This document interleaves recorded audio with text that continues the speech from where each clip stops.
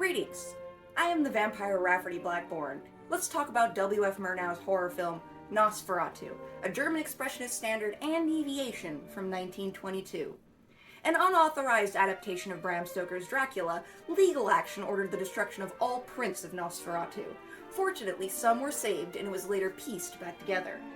Murnau deviates from some of the conventions often associated with German expressionist horror, but he confidently embraces the use of interesting doorways and dramatic framing, mixed with the sharp, terrifying shadows and lingering shots, and you get one of the foundations of horror cinema of the future. Murnau's use of external footage of nature and real buildings would deviate from the tradition of custom and surreal expressionist sets, but they would be conventions commonly seen later in the more realistic Hollywood film noir. Actor Max Schreck brings height and an unyielding posture to the role of Count Orlok.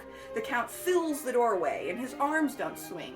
His angular white rat face and clawed hands are contrasted by the thick layers of his lapels, tie, and shirt, and the angle of his shoulders. His black ensemble and slender spider legs cut an impressive and iconic figure.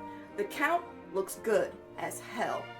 Screenwriter Heinrich Galeen, who also co-wrote our previous film, The Golem, brings a poetic, epic sensibility to the fantastical take on the invasion of the infectious other.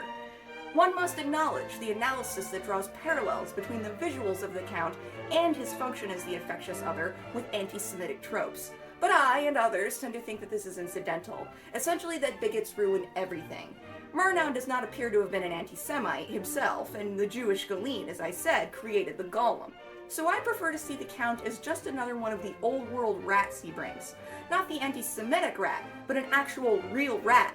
And not in the good way, like you want. A rat with malice in his heart.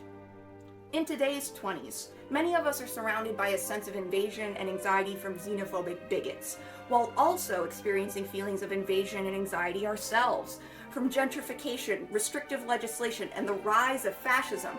I often say it, we can learn from German Expressionism because we are repeating history. Visit the link in my bio or stephaniad.com to watch Nosferatu and to pre-order my noir novel, The Clear Case. Then join me next time for more German Expressionism.